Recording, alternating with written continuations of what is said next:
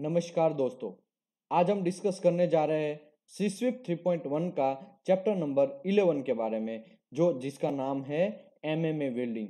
European standard में arc welding को MMA welding बोलते हैं, जिसका फुल नेम है मैनुअल मेटल आर्क वेल्डिंग।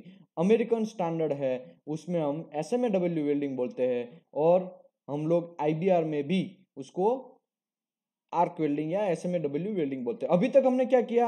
अभी तक हमने ये पूरा फिनिश किया chapter number 1, typical duty of welding inspector, terms and definition, welding क्या होता है, उसका डेफिनेशन क्या है, वेल्डिंग का ग्रूव कैसा होता है, वेल्डिंग में कैसे बीवेल एंगल बनता है, रूट फेस कितना होना चाहिए, रूट गैप कितना होना चाहिए, और हमारा फिलेट का साइज, फिलेट कितना साइज का होना चाहिए, कहाँ पे दिया रहता है, वो सब चीज के बारे में। 3 टाइप के फिलेट है, मेट्रिक, कन्वेक्स, कनकेव।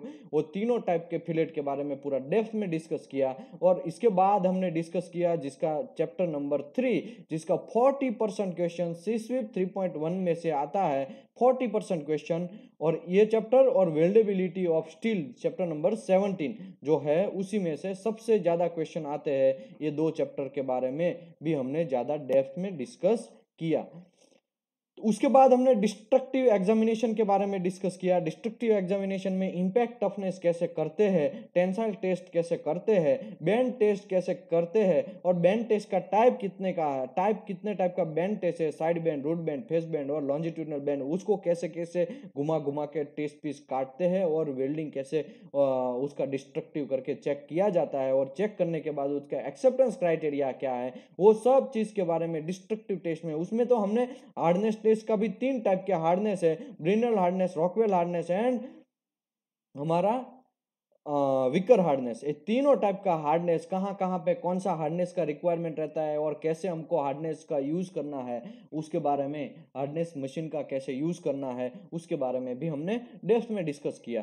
फिर वेल्डर का क्वालिफिकेशन, डब्ल्यूपीएस का क्वालिफिकेशन के बारे में डिस्कस किया, जिसमें डब्ल्यूपीएस जब बनाते हैं, प्रपोज्ड डब्ल्यूपीएस सबसे पहले बनाना है। प्रपोज्ड डब्ल्यूपीएस के बाद वो हम रूट रूट और कैपिंग फाइनल वो सब चीज वेल्डर से मरवाना है, और run by run welding inspector जो है वो नोट करेगा।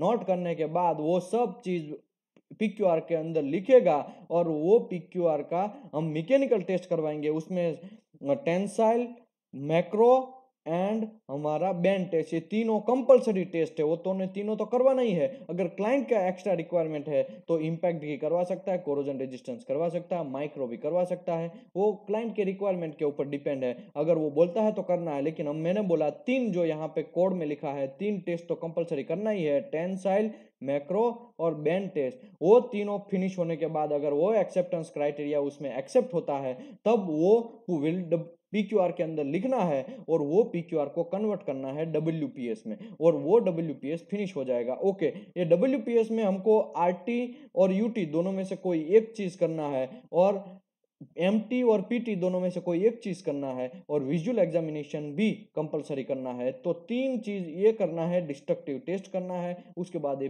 डब्ल्यूपीएस बन जाएगा। और वेल्डर क्वालिफिकेशन की अगर बात करें तो वेल्डर को एज पर अप्रूव्ड डब्ल्यूपीएस के हिसाब से वेल्डर को टेस्ट पीस बनवाना है, उसमें वेल्डिंग मरवाना है, और वेल्डिंग मारने के बाद उसमें विजुअल इंस्पेक्शन करना है।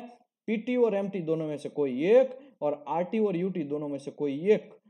इतना करने के बाद उसको डिस्ट्रक्टिव टेस्ट में भेजना है। डिस्ट्रक्टिव टेस्ट में bend test is the compulsory, and बाकी का कोई भी क्लाइंट रिक्वायरमेंट है तो हम करवा सकते हैं, कोई प्रॉब्लम नहीं है। तो वो पास हो जाता है तो वेल्डर क्वालिफिकेशन क्लियर हो जाएगा। उसके बाद में हमने मटेरियल इंस्पेक्शन के बारे में डिस्कस किया पूरा डेप्थ में, कि भाई कार्बन का क्या, कार्बन मतलब स्ट्रेंथ बढ़ाएगा, क्रोम है वो कोरोजन रेजिस्टेंस, जितना क्रोम ज्यादा हमारे मेटल में उतना हमारे लिए अच्छा है, और वो कोरोजन रेजिस्ट करेगा मेटल में। मेटल जो है वो कोरोजन रेजिस्ट करेगा, वो हम सी के नजदीक भी यूज करेंगे तब भी हमको थोड़ा प्रोटेक्शन कोरोजन से मिलेगा।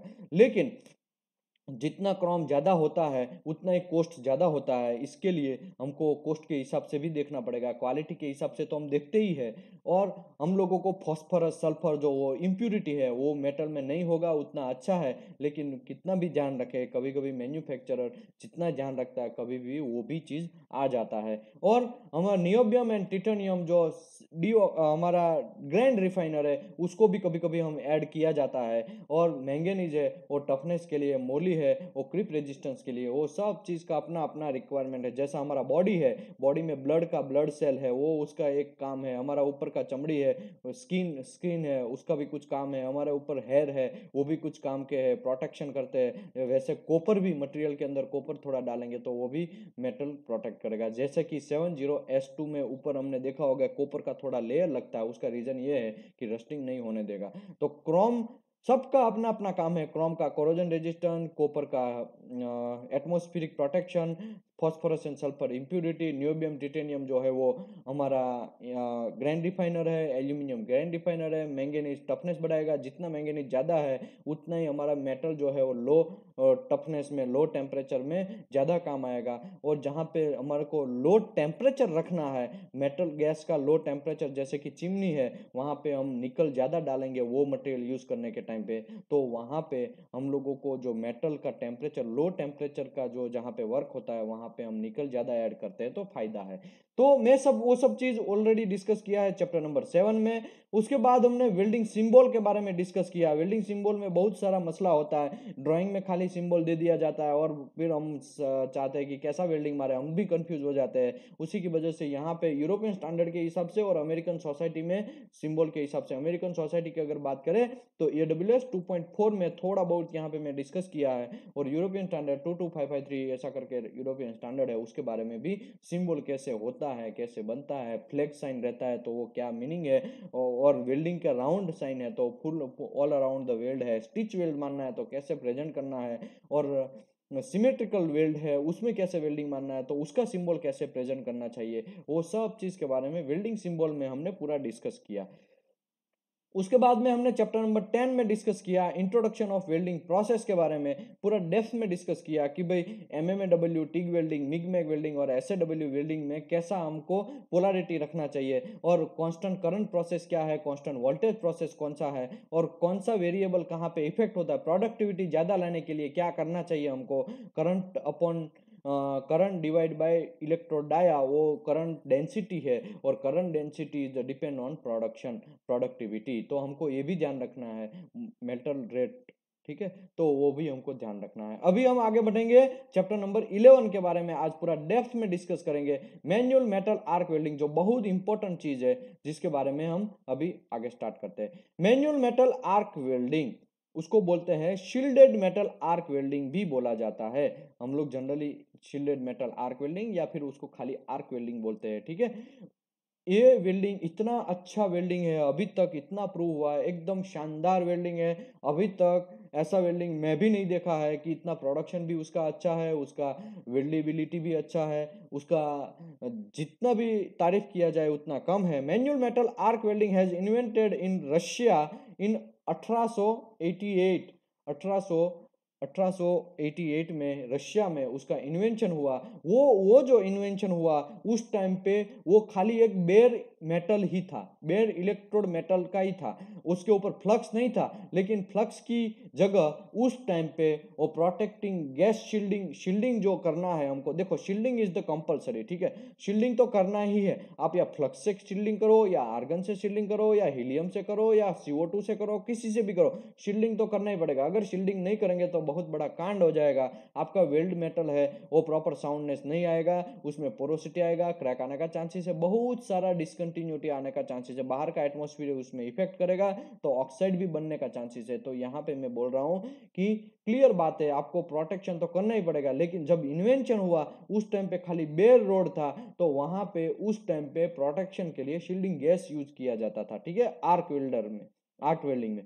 लेकिन फिर इनोवेशन हुआ। ये सब चीज मैं क्यों बोल रहा हूँ, क्योंकि एक वेल्डिंग इंस्पेक्टर को, सीस्विप 3.1 वाले को ये सब चीज पता होना चाहिए कि भाई कभी कभी ऐसा कांड हो जाता है, ऐसा जॉब फंसता है, उस टाइम पे ऐसा भी आप वेल्डिंग मार सकते हैं बाहर से शील्डिंग देके। वो बहुत बहुत रेयर केस में ऐसा बनता है। जनरली अभी बहुत सारा ऐसे आ गया है, GTAW है, उसका पैरेलल आ गया है बहुत सारा, लेकिन कभी भी ऐसा हो सकता है, मे बी कभी हाथ नहीं पहुंच सकता है वहां पे गैस, शील्डिंग गैस, GTAW वहां पे हाथ नहीं पहुंचेगा, और वहाँ पे कंजप्शन एरिया रहेगा। पाइपिंग में ये सब चीज़ बहुत होता है। वेसल में कभी डीप में वेल्डिंग मारना है, उस टाइम पे भी ऐसा होता है। तब कभी भी ऐसा होता है तो खाली सीस्विप इंजीनियर को ऐसा पता होना चाहिए कि ऐसा भी था।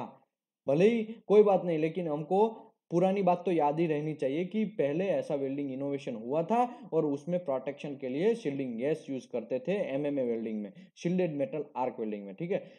The development of coated electrode does not occur until early 19th century से पहले हमारा उस टाइम पे कोई अच्छा सा कोटिंग इलेक्ट्रोड का डेवलपमेंट नहीं हुआ था। व्हेन द केल्बर्ग प्रोसेस, यहाँ पे मैं हाईलाइट करता हूँ तो ज्यादा समझ में, when the Kjellberg process was invented in Sweden जो कंट्री है, स्विट्जरलैंड है, स्वीडन है, वहां पे ये जनरली इंट्रोड्यूस हुआ यूके में। यूके के अंदर जनरली वो इनोवेशन हुआ बाहर के फ्लक्स डाल के वेल्डिंग मारने का, ठीक है। तो most versatile the welding process, most versatile मतलब मोस्टली इसी का यूज होता है, मोस्टली, ठीक है। मैं ऐसा नहीं बोल रहा हूँ 100%, लेकिन मोस्टली यही आर्क वेल्डिंग का यूज होता है, एसएमडब्ल्यू वेल्डिंग का। और वो MMA welding is suitable for welding most ferrous metal and non ferrous metal. Ferrous metal क्या है? जो जिसमें फेरस पार्टिकल है उसको फेरस मेटल बोलते हैं, जिसमें फेरस पार्टिकल नहीं है उसको नॉन फेरस मेटल बोलते हैं। एल्यूमिनियम है, कॉपर का, अकेला एल्यूमिनियम का मेटल है, अकेला कॉपर का मेटल है, अकेला मैंगनीज मेटल है, अकेला जिंक मेटल है, वो सब चीज नॉन फेरस मेटल है। और फेरस मेटल है जिसको स्टेनलेस स्टील है, उसमें बहुत सारा पार्टिसिपेट करते हैं बहुत सारे लोग, carbon, moly, manganese, sulphur, phosphorus, sodium, silicon, वो सब चीज जो है वो इन्वॉल्व होते हैं। तो उसी उसमें फेरस भी होता है, एफई भी होता है, तो उसी की वजह से उसको फेरस मेटल बोलते हैं। निकल base alloy, aluminium base alloy, ठीक है। मैं अलॉय की बात कर रहा हूँ, एल्यूमिनियम की नहीं बात कर रहा हूँ। एल्यूमिनियम एक नॉन फेरस मेटल है, ठीक है। तो उसमें भी ऐसा होता है, तो उसको बोलते हैं ferrous metal. Non ferrous metal अभी मैंने आपको समझाया, कॉपर है, एल्यूमिनियम है, वो अकेला जो मेटल है वो नॉन फेरस मेटल है, ठीक है, जिसमें फेरस पार्टिकल नहीं है। और the wide range of the thickness, उसका यूज होगा, एक कोई भी हो, फेरस हो या नॉन फेरस हो, ठीक है। It can be used in all position, SMAW welding all position में यूज होता है, तो हमारे लिए बेस्ट बात है, सबसे अच्छी बात है। With reasonable S of use of the relatively economically, उसका कॉस्ट भी थोड़ा कम है, इतना भी ज्यादा कॉस्ट नहीं है, ठीक है। आपको ये भी ध्यान रखना है, एकदम बेस्ट वेल्डिंग प्रोसेस है। The final weld quality is primarily depend on the skill of the welder. तो ये तो बात सही है कि भाई फाइनल वेल्ड क्वालिटी जो है वो वेल्डर के स्किल के ऊपर डिपेंड है, उसी की वजह से हम लोग वेल्डर क्वालिफिकेशन करते हैं। एसएमई में भी हम वेल्डर क्वालिफिकेशन करते हैं, यूरोपियन स्टैंडर्ड में भी वेल्डर क्वालिफिकेशन करते हैं। उसका रीजन क्या है? क्योंकि क्वालिटी जो फाइनल प्रोडक्ट का क्वालिटी है, फाइनल क्वालिटी है, डिपेंड ऑन वेल्डर। अगर वेल्डर को ढांचू है, उसको पता ही नहीं है कुछ, तो क्या होगा? तो प्रॉब्लम तो होगा ही होगा। आपका वेल्डिंग ही प्रॉपर नहीं आएगा तो आप कैसे आगे बढ़ पाएंगे? आपका मेटल ऑन जॉब पे फट जाएगा, ऑन रनिंग कंडीशन में फट जाएगा, क्रैक आएगा। ऑलरेडी क्रैक वाला ही आप मेटल देंगे, ऑलरेडी पोरोसिटी वाला ही मेटल देंगे, तो प्रॉब्लम तो है ही। इसके लिए स्किल वेल्डर यहाँ पे रिक्वायरमेंट है, तो आपको ये याद रखना है। When arc is struck between coated electrode, मैं थोड़ा छोटा कर देता हूँ ताकि आपको ठीक समझ में थोड़ा आए। When arc is struck between coated electrode and workpiece, both electrode and workpiece surface melt from the weld spool। देखो, जब आर्क जनरेट होता है तब इलेक्ट्रोड जो है वो थोड़ा हीट उसमें बढ़ेगा और वर्क पीस में भी हीट बढ़ेगा, तो दोनों की हीट की वजह से वेल्ड स्पूल प्रिपेयर होगा और मेटल हो वो मेल्ट होगा, ठीक है। मेटल जब मेल्ट होगा, बेस मेटल में तो वहां पे ही रहेगा, लेकिन इलेक्ट्रोड है वो ऊपर से नीचे है, तो वो गुरुत्वाकर्षण की वजह से नीचे गिरेगा और हमारा वोल्टेज एक ऐसा काम करेगा, उसको फोर्स मारेगा। जो मेल्ट हो चुका है इलेक्ट्रोड के अंदर उसको थोड़ा फोर्स मारेगा, तो वो मेन मेटल के अंदर नीचे गिरेगा। देखो, वोल्टेज का काम क्या है? वोल्टेज का काम ही वेल्ड मेटल का जो वेल्डिंग है वो मोल्टेन मेटल इन इलेक्ट्रोड जो है उसको फोर्स मारता है। देखो, वोल्टेज को कभी वेल्ड मेटल के साथ हम कनेक्शन नहीं करते हैं। हम वेल्डिंग मशीन है, उसमें हमारा टॉर्च रहता है, वो generally DC positive, DC negative या एसी में डालते हैं, ताकि उसमें करंट तो होता ही है लेकिन वोल्टेज भी होता है। और वोल्टेज, हम जब वोल्टेज का काम है फोर्स मारना, वेल्ड मेटल जो मेल्ट हो चुका है उसको फोर्स मार के वेल्ड मेटल के अंदर गिराएगा, ताकि डिपोजिशन होगा और वो वेल्ड मेटल के अंदर, सॉरी, मेल्टिंग मेटल जो है वो वेल्ड मेटल के अंदर गिरने के बाद वहां पे लेयर चढ़ेगा, डिपोजिशन होगा और इलेक्ट्रोड खत्म होगा, इलेक्ट्रोड छोटा होता जाएगा, छोटा होता जाएगा, फिर हमको दूसरा इलेक्ट्रोड लेना पड़ेगा। तो आगे बढ़ते हैं। The average temperature of the arc approximately 6000। बहुत सारे लोग बोलते हैं कि भाई 6000 ऐसा होता है? हाँ भाई, जब हम आर्क जनरेट करते हैं तब सर्किट क्लोज होता है, और जब सर्किट क्लोज होता है उस टाइम पे 6000 टेम्परेचर प्रोड्यूस होता है। 6000 टेम्परेचर, भले ही सीएस का मेल्टिंग टेम्परेचर हमारा 1600 है या 1400 है, 1300 है, लेकिन हमारा आर्क जब जनरेट होता है तब मेल्टिंग होता है और वो मेल्टिंग का टेम्परेचर 6000 होता है। ये आपको याद रखना है, ठीक है। बहुत सारे इंटरव्यूअर ऐसा क्वेश्चन पूछते हैं कि भाई वेल्ड मेटल है, उसका मेल्टिंग टेम्परेचर तो 1400 है, लेकिन यहाँ पे टेम्परेचर तो 6000 पर जाता है, तब कैसे होगा? तब होगा भाई, यहाँ पे जो वेल्ड मेटल है उसका मैं टेम्परेचर की बात कर रहा हूँ, पूरा वेल्ड वेल्ड जो बेस मेटल है उसकी मैं बात नहीं कर रहा हूँ। यहाँ पे जहाँ पे आर्क जनरेट होता है वहां पे 6000 प्रोड्यूस होता है temperature, which is sufficient to the simultaneously melt and parent metal। वो स्मूथली sufficiently उसको मेल्ट करेगा, पेरेंट मेटल को और इलेक्ट्रोड को, consumable core wire and flux coated दोनों को, ठीक है। कंज्यूमेबल वायर को भी वो sufficiently simultaneously मेल्ट करेगा और पेरेंट मेटल को भी मेल्ट करेगा। तो ये जो टेम्परेचर है बहुत इंपॉर्टेंट है। जब आर्क जनरेट होता है तब 6000 टेम्परेचर प्रोड्यूस होता है, ठीक है। तो flux form gas and slag, flux जो है वो गैसेस और स्लैग। अभी दूसरी बात, यहाँ पे आप लोग यहाँ पे कंफ्यूज होंगे, भाई गैस क्या है?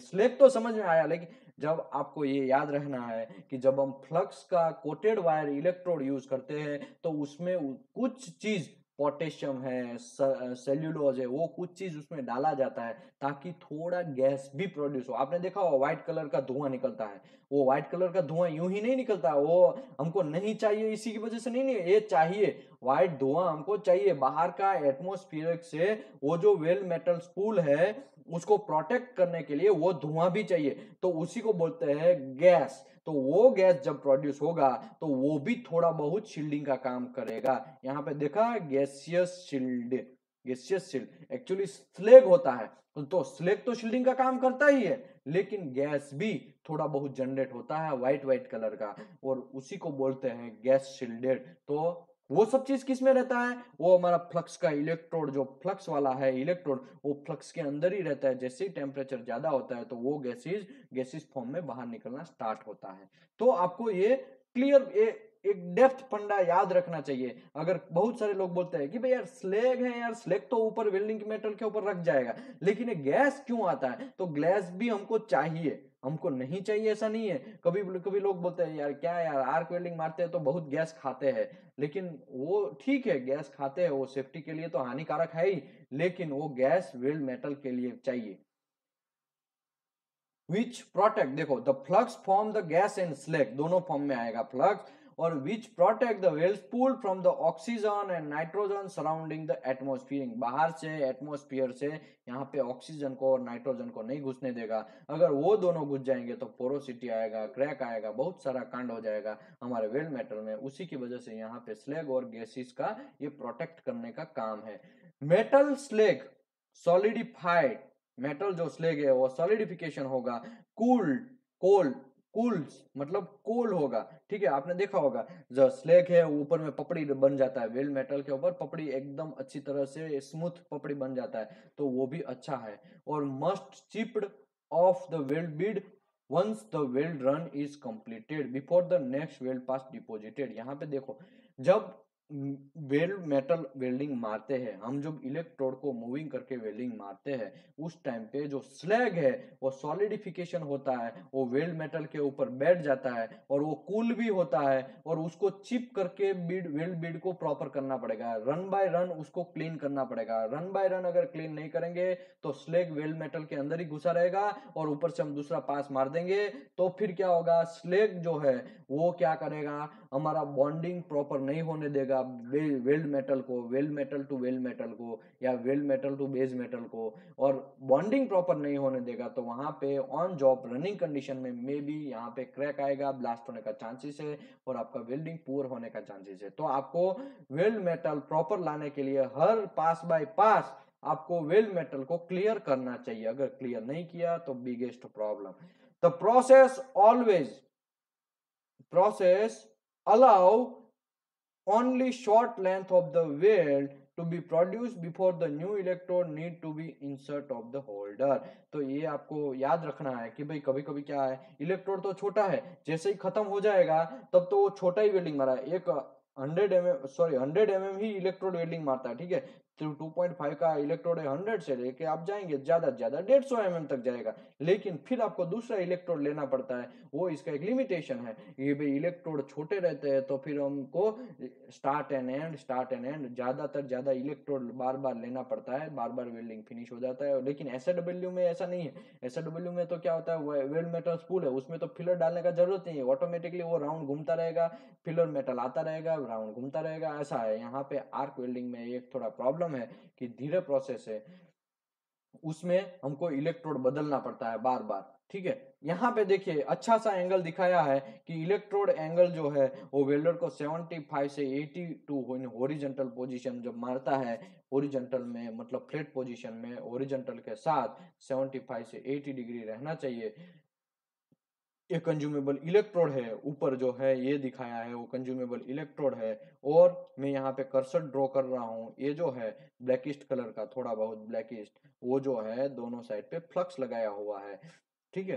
तो फ्लक्स कितना लगाना चाहिए, इलेक्ट्रोड डाया से 3 टाइम, ठीक है। यहाँ पे 3 टाइम नहीं, 2.5 टाइम ऐसा करके है। ये हमने कहाँ डिस्कस किया था, ऑलरेडी हमने डिस्कस किया था ए सेमी सेक्शन 2C, उसमें 5.1 में 5.4, 5.5, 5 ऐसा करके हमने डिस्कस किया था पूरा इलेक्ट्रोड के बारे में। जब हम कोटेड इलेक्ट्रोड के बारे में डिस्कस किया था उस टाइम पे हमने पूरा मैन्युफैक्चरिंग देखा था कि भाई इलेक्ट्रोड का आगे का टिप्स कैसा रहना चाहिए। उसमें कभी कभी ग्रेफाइट डालते हैं, थोड़ा बहुत ग्रेफाइट वाला रहता है।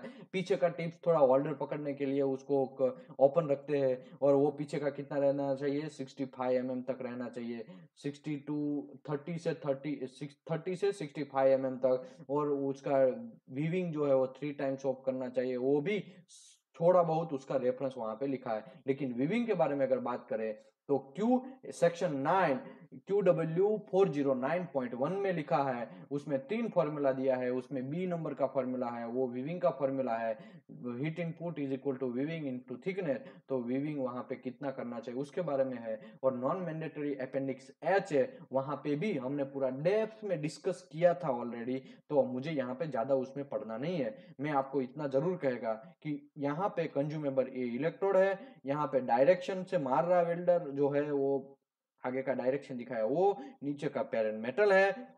वेल मेटल यहाँ पे ऐसा है, स्लैग सॉलिडिफिकेशन होता है तो कैसा दिखता है यहाँ पे दिखाया है, और आर्क कैसा होता है, और आर्क यहाँ जनरेट हुआ है वो दिखाया है, और मेल्टेड वेल्ड स्पूल जो है वो भी दिखाया है, और फ्लक्स कोटेड जो है वो फ्लक्स कोटेड जो हो रहा है वो, और फिलर मेटल कोर, ये जो बीच में है फिलर मेटल कोर बोलते हैं, ठीक है। ये आर्क वेल्डिंग का just manual metal arc welding process का एक फॉर्मूला है, प्रोसेस का एक फिगर है यहाँ पे दिखाया है, ठीक है। अभी हम डिस्कस करेंगे मैनुअल मेटल आर्क वेल्डिंग जो है उसमें कितने टाइप के वो रहते हैं, इंस्ट्रूमेंट रहते हैं, इक्विपमेंट रहते हैं, उसके बारे में। नंबर 1 जो है वो पावर सोर्स है, ठीक है। Transformer, rectifier, power constant current type, ठीक है। ये कांस्टेंट करंट टाइप है। कांस्टेंट करंट टाइप क्यों है मैं आगे आएगा, मैं बोलेगा। और 2 नंबर जो है यहाँ पे जो 2 नंबर दिखाया है, ये 2 नंबर, वो जो 2 नंबर है वो दिखाया होल्डिंग ओवन। होल्डिंग ओवन है जिसका टेम्परेचर अप टू 150 डिग्री तक रहेगा, ठीक है। होल्डिंग ओवन का जनरली कितना टेम्परेचर रहना चाहिए, 30 डिग्री से 150 डिग्री के बीच में रहना चाहिए। ये वहाँ हमने कहाँ किया था, सेक्शन 2C हमारा पुराना सेशन है, उसमें हमने ऑलरेडी डिस्कस किया था, और वहाँ पे कोड में क्लियर कट लिखा है। इन्वर्टर पावर सोर्स 3 नंबर जो है यहाँ पे, ये तो 3 नंबर है, वो जो हमारा वेल्ड मशीन का आगे का छोटा सा इन्वर्टर रहता है वो है इन्वर्टर पावर सोर्स। अभी क्या है, अभी भले ही मैं आपको ये समझा दे रहा हूँ, लेकिन अभी इतना बड़ा मशीन यूज नहीं होता है, मोस्टली इससे छोटा ये इन्वर्टर पावर 3 नंबर का जो पावर सोर्स है उतना ही मशीन अभी आ गया है मार्केट में, तो बहुत सारा लोग उसी को यूज करते हैं मार्केट में। तो 3 नंबर है वो इन्वर्टर पावर सोर्स है, 4 नंबर है वो इलेक्ट्रोड होल्डर है, यहाँ पे इलेक्ट्रोड होल्डर दिखाया, 5 नंबर पावर केबल है, 6 नंबर है वो वेल्ड वाइजर है। वेल्ड वाइजर मतलब हमारा जो अर्थिंग केबल उसको बोलते हैं, तो वो है, पावर रिटर्न केबल है। और 8 नंबर इलेक्ट्रोड है, ये जो 8 नंबर दिखाया वो इलेक्ट्रोड का बॉक्स दिखाया। इलेक्ट्रोड में बहुत सारे बॉक्स रहते हैं, एक तो हम वैक्यूम पैक्ड बॉक्स भी रहता है, और हमारा वो बॉक्स में जैसे आता है वैसे उसको काट के फिर बेकिंग करना पड़ता है। बेकिंग का टेम्परेचर कोड में लिखा है सेक्शन 9 में, सॉरी सेक्शन 2C में 5.1 का, जिसका जो भी कार्बन स्टील का है तो 5.1 में, अलॉय स्टील का है तो 5.5 में, स्टेनलेस स्टील का है तो 5.4 में, वो सब चीज़ में लिखा है कि कितना कितना उसका टेम्परेचर रखना चाहिए। अगर कार्बन स्टील की बात करें तो 260 to 430 उसका बेकिंग करना चाहिए। उसके बाद उसको 1 से 2 आवर में, उसके बाद उसको स्टोरेज या फिर होल्डिंग ओवन में डालना चाहिए। अप टू 30 डिग्री से 150 डिग्री उसको मेंटेन करना चाहिए। आगे बढ़ते हैं, इलेक्ट्रोड ओवन है, उसका 350 डिग्री है, ये बड़ा सा है, वो कोड के हिसाब से या फिर मैन्युफैक्चरर रिक्वायरमेंट के हिसाब से आपको उसका बेकिंग करना है। ठीक है, बेकिंग यहाँ पे लिखा है क्लियर, लेकिन यहाँ पे इतना लिखा है, लेकिन कोड में भी हमने ऑलरेडी डेप्थ में डिस्कस किया है। कंट्रोल पैनल है, ओसीबी। पावर रिक्वायरमेंट, अभी पावर रिक्वायरमेंट क्या है, देखो 3 टाइप के power manual metal arc welding में यूज होता है। Manual metal arc welding can carried out using the either DC power या फिर AC power. With DC power में डीसी पॉजिटिव भी होता है, डीसी नेगेटिव भी होता है। इंट्रोडक्शन ऑफ वेल्डिंग प्रोसेस में हमने पूरा डेप्थ में डिस्कस किया था कि डीसी पॉजिटिव, डीसी नेगेटिव और एसी 3 टाइप की पोलरिटी है, और तीनों टाइप की पोलरिटी में जनरली आर्क वेल्डिंग यूज होता है। आगे बढ़ते हैं, so the current is flowing in one direction in AC. अब अगर अब एसी की बात करें, देखो डीसी पॉजिटिव डीसी नेगेटिव में करंट एक ही डायरेक्शन में फ्लो होगा, या तो डीसी पॉजिटिव रहेगा तो ऊपर ऊपर पूरा ग्राफ बनेगा, डीसी नेगेटिव रहेगा तो नीचे का ग्राफ बनेगा। एसी का रहेगा तो ऊपर भी जाएगा एक साइकिल नीचे भी आएगा, एक साइकिल ऊपर जाएगा, सॉरी एक हाफ साइकिल ऊपर जाएगा, हाफ साइकिल नीचे आएगा, और दोनों मिला के एक साइकिल होगा, ऐसा करके होगा। ठीक है, तो यहाँ पे मुझे ज़्यादा वो एसी का दिखाना जरूरत नहीं है, कॉलेज टाइम में हमने ऑलरेडी एसी किया ही है। प्लस में जाएगा फिर माइनस में जाएगा, फिर प्लस में जाएगा, फिर माइनस में जाएगा। डीसी पॉजिटिव में ऐसा नहीं है, डीसी पॉजिटिव में प्लस में जाएगा फिर जीरो पे आएगा, फिर वापस प्लस में जाएगा फिर जीरो पे आएगा, फिर प्लस होता जाएगा फिर जीरो आएगा, ऐसा। अगर नेगेटिव की बात करें तो नीचे से वो ग्राफ चलेगा और नीचे से वो क्लियर होगा, नीचे से ही जाता रहेगा। आगे बढ़ते हैं, power source for MMA welding are either transformer, and transformer mean AC to AC suitable welding, and transformer rectified the AC to DC।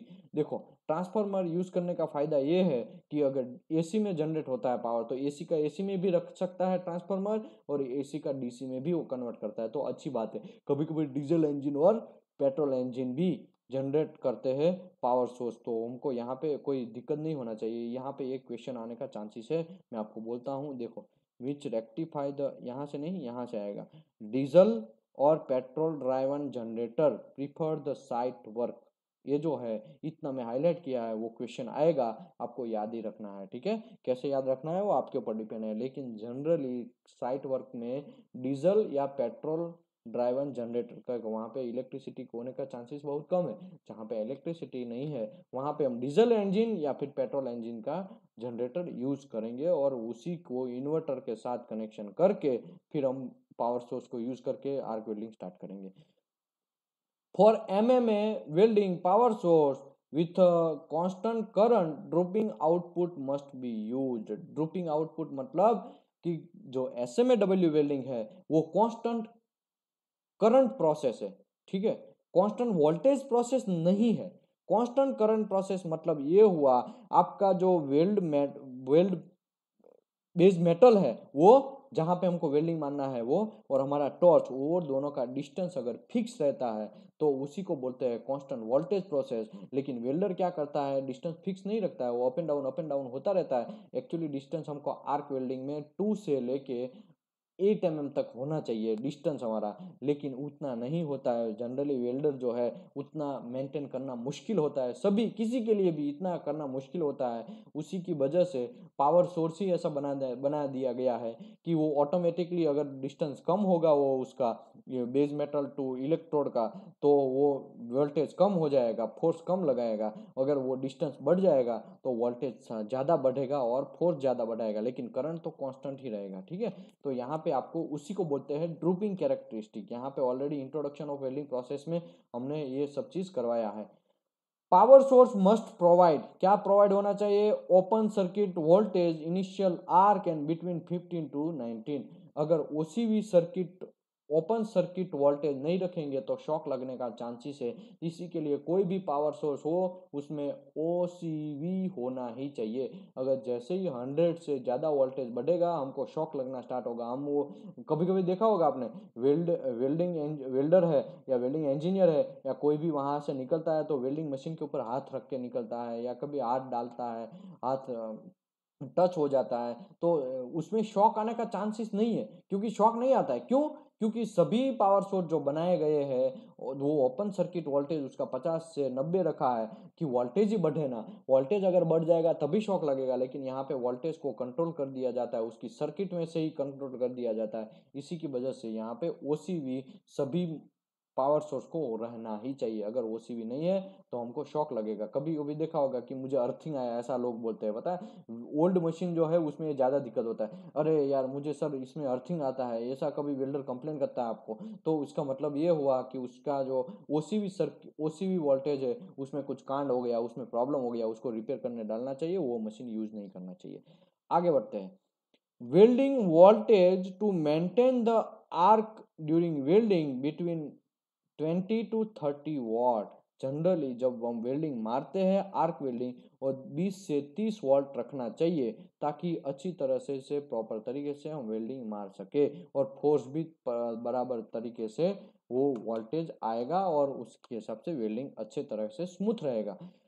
Suitable current range, range कितना रहना चाहिए? टिपिकली 30 से 350 एम्परेज। ये सब चीज ऑलरेडी हमने सेक्शन 2C में किया है, लेकिन मैं यहाँ पे अभी भी बोल देता हूँ। वहाँ पे इलेक्ट्रोड वाइज लिखा है कि इतने इलेक्ट्रोड में इतने से इतना करंट रहना चाहिए, 2.5 के इलेक्ट्रोड्स में इतना करंट रहना चाहिए, 3.5 में 3.4 में इतना रहना चाहिए, 4 डाया के इलेक्ट्रोड में इतना करंट होना चाहिए और 5 डाया के इलेक्ट्रोड में इतने से इतना करंट होना चाहिए। लेकिन मैं यहाँ पे टिपिकली अगर बात करते हैं तो टिपिकली 30 से 350 एम्परेज यहाँ पे करंट रहता है generally. Stable arc rapid stable arc rapid arc recover और arc reignition without current surge. Current ज़्यादा अप एंड डाउन होगा तब भी कोई प्रॉब्लम नहीं है, क्योंकि ये constant voltage process, constant current process है, तो करंट तो सेम ही फ्लो होता रहेगा, लेकिन वोल्टेज है वो फोर्स अपना बढ़ाता रहेगा, कम होता रहेगा।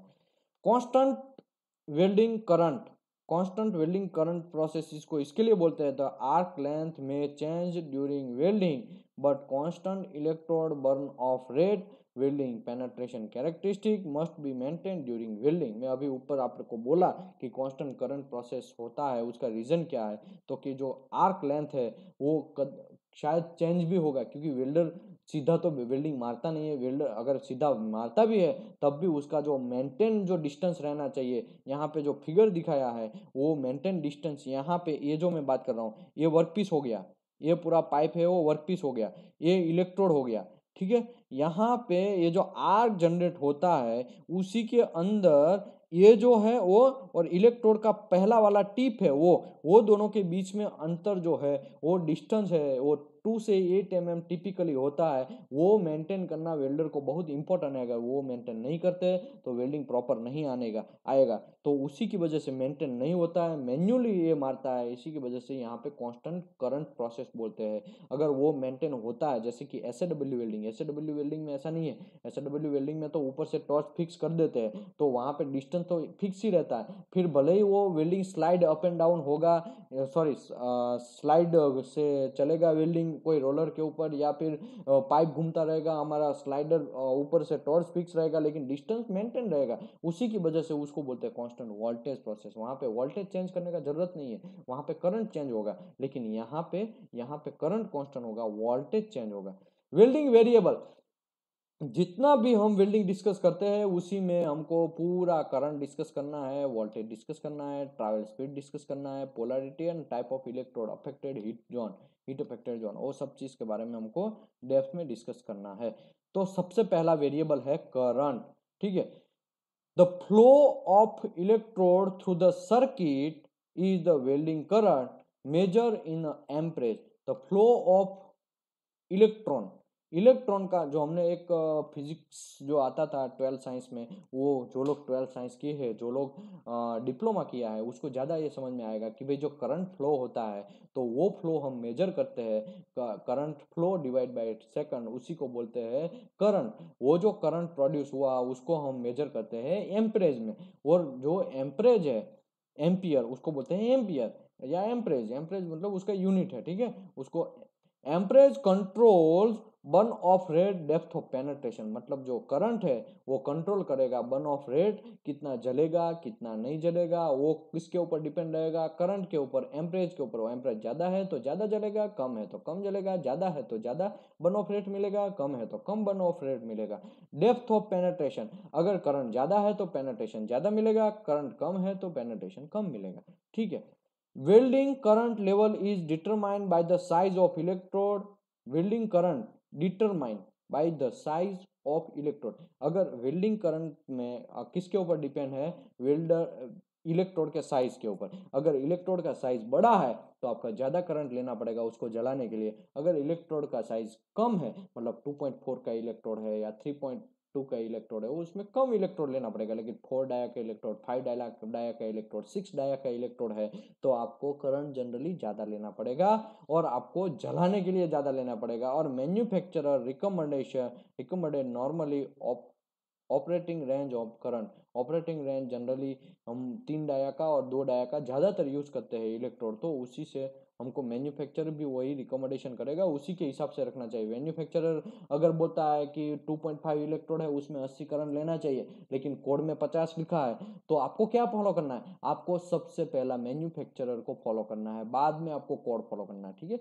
मैन्युफैक्चरर जो बोलता है उसी को आपको फॉलो करना है। मैं यहाँ पे क्लियर बात बोलता हूँ, आपको क्वेश्चन भी आएगा, लेकिन इसी में से नहीं आएगा, लेकिन दूसरी किधर से भी आएगा तो उसमें पूछा जाएगा कि मैन्युफैक्चरर बोलता है कि इतना हमको करना चाहिए, ऐसा लेना चाहिए, और एज पर कोड ऐसा है, तो आपका सजेशन क्या रहेगा, ऐसा करके क्वेश्चन आएगा। तो आपको बोलना है जो भी मैन्युफैक्चरर है उसी को हमको फर्स्ट प्रायोरिटी में सॉल्व करना है और फॉलो करना है। अगर मैन्युफैक्चरर कुछ नहीं बोलता है तभी हमको कोड के अंदर जाना है कि हाँ कोड में ऐसा है तो हम ऐसा यूज करेंगे तो प्रॉब्लम नहीं। लेकिन मैन्युफैक्चरर बोला है कि 50 हमारा बैक इलेक्ट्रोड है उसको बैकिंग 350 करना है, लेकिन कोड में 260 से 430 लिखा है, तो 280 कर देंगे तो चलेगा कि नहीं चलेगा, ऐसा लोग पूछते हैं। नहीं चलेगा, मैन्युफैक्चरर ने 350 बोला है तो आपको बैकिंग 350 में ही करना है, ठीक है।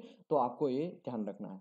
Incorrect amperage setting when MMA contribute the following, अगर प्रॉपर तरीके से हमने करंट सेटिंग नहीं किया, प्रॉपर तरीके से हमने एम्परेज सेटिंग नहीं किया, तब क्या कांड हो सकता है उसी के बारे में यहाँ पे लिखा है। अगर लो करंट रहेगा, अगर एम्परेज लो रहेगा तब क्या होगा, तो पुअर फ्यूजन आएगा, पेनिट्रेशन भी नहीं आएगा।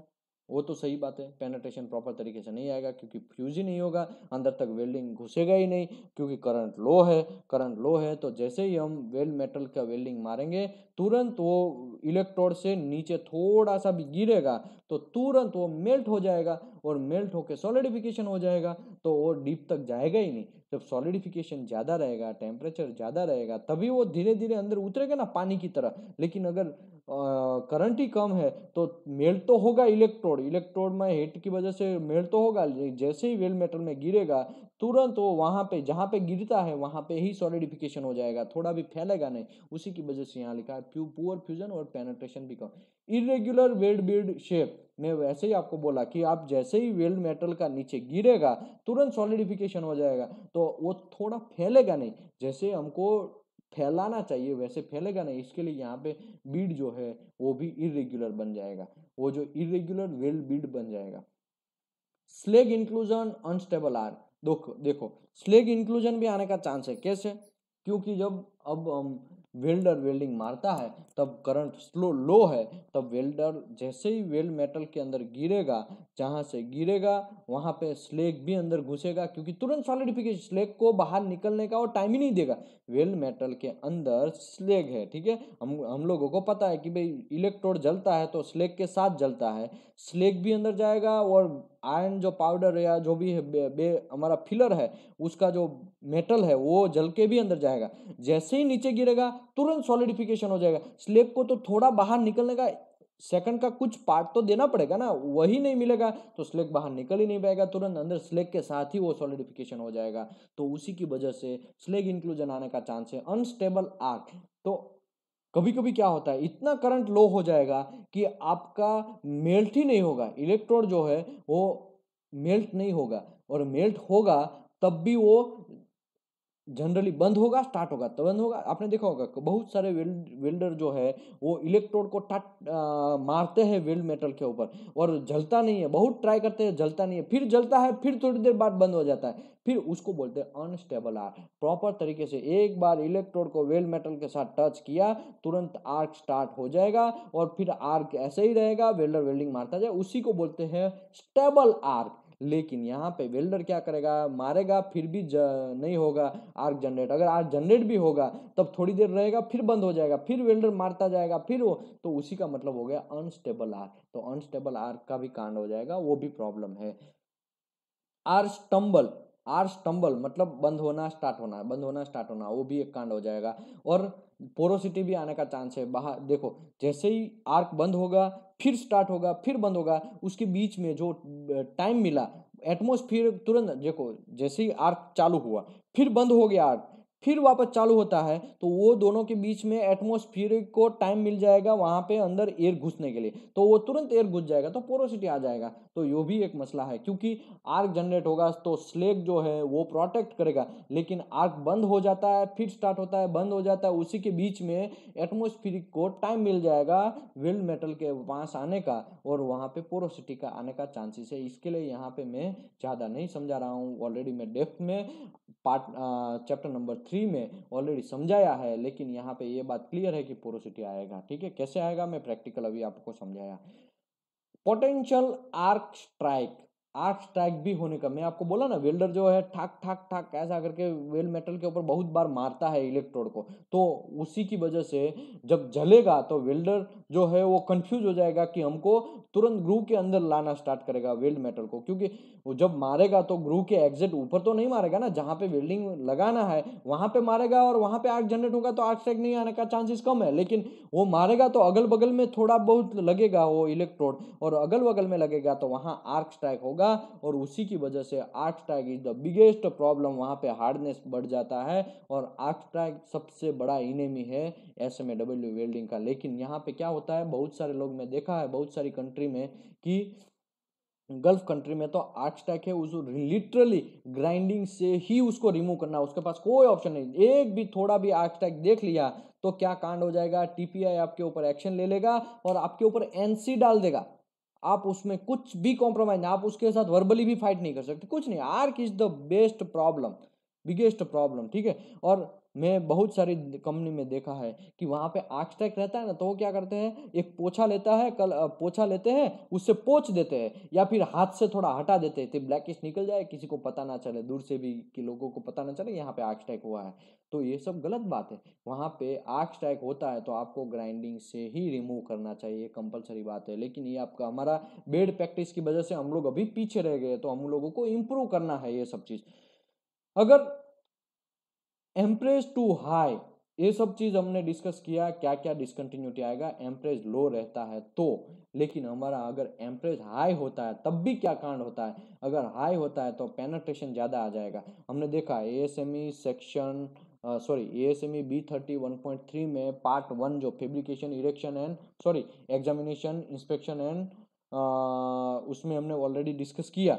Testing examination and inspection chapter number 5 जो है उसमें हमने ऑलरेडी डिस्कस किया कि भाई पेनेट्रेशन कितने थिकनेस में कितना रहना चाहिए। अगर सेक्शन 8 की बात करें तो 8 में भी लिखा है कि पेनेट्रेशन है वो कितना रहना चाहिए कोई भी थिकनेस वाइज। अगर पाइप की बात करें तो पाइप में अप टू 6 mm तक पेनेट्रेशन आपको 1.5 तक जाना चाहिए। 6 से 13 mm थिकनेस के बीच में कोई पाइप का थिकनेस है तो उसमें पाइप का पेनेट्रेशन जनरली हमारा 3 mm तक रहना चाहिए। और 13 से 25 mm के बीच में है तो 4 mm तक रहना चाहिए। 25 से अप थिकनेस है तो 5 mm तक ही पेनेट्रेशन रहना चाहिए। लेकिन अगर करंट हाई है तो कांड ये होगा कि आपका पेनेट्रेशन हाई हो जाएगा और एक्सेप्टेबल लिमिट जो है वो आप आगे बढ़ जाएंगे, तो वो भी एक प्रॉब्लम है। क्योंकि एकदम करंट हाई है इसका मतलब हीट ज़्यादा है, हीट ज़्यादा है इसका मतलब इलेक्ट्रोड जो है मेल्ट जल्दी होता है और जल्दी बेस मेटल के अंदर गिरता है और टेम्परेचर भी उसका हाई रहता है, उसी की वजह से पानी की तरह फैलता है। जैसे आप देखा होगा एक फ्लोर के अंदर थोड़ा पानी डालते हैं तो कैसे फैलता है, एकदम फ्लोर के ऊपर बहुत सारी जगह पे पानी हो जाता है। हमने डाला तो एक ही जगह पे लेकिन बहुत सारी जगह पानी फैल जाता है। वैसे ही इलेक्ट्रोड से हम जब वेल्डिंग मारते हैं अगर करंट हाई है तो हीट इनपुट हाई होने की वजह से मेल्टिंग ज़्यादा होता है। मेल्टिंग ज़्यादा होता है तो वो फिर क्या कहाँ पे गिरता है, बेस मेटल के अंदर। बेस मेटल के अंदर जैसे ही गिरेगा तो नीचे फ्लो करेगा, नीचे की डायरेक्शन में फ्लो करेगा और वहाँ पे हमको पेनेट्रेशन ज़्यादा आने का चांसेस है। तो आपको ये याद रखना है करंट हाई होगा तो पेनेट्रेशन भी हाई आएगा, तो वो भी प्रॉब्लम है। बर्न थ्रू, अगर आपका करंट हाई है तो बर्न थ्रू आने का चांस तो कंपलसरी है ही, क्योंकि वेल्डिंग है। कभी कभी आपने देखा होगा ये वेल्डिंग जल जाता है, वेल्डिंग ब्लैकिस्ट हो जाता है और बर्न थ्रू आउट हॉल हो जाता है। क्यों? क्योंकि करंट आपका हाई है तो हीट भी हाई है, हीट हाई है तो पूरा का पूरा वेल्ड मेटल में आप जैसे ही वेल्डिंग मारेंगे तो तुरंत वो ज़्यादा हीट की वजह से वहाँ पे थिकनेस कम है तो तुरंत हॉल कर देगा, तो उसी को बोलते हैं बर्न थ्रू। तो बर्न थ्रू भी आने का चांस है। अंडर कट आने का भी चांस है, क्योंकि जब आप वीविंग करते जाते हैं करंट हाई है तो वो साइड में टॉय जो है, टॉय साइड में टॉय टॉय ऑलरेडी मैं चैप्टर नंबर 2 में समझाया है toy, what is the toy. ठीक है, तो मुझे यहाँ पे आपको जो भी नहीं समझे है टॉय क्या है वहां पे चैप्टर नंबर 2 करेंगे तो आपको एकदम क्लियर में समझ में आए।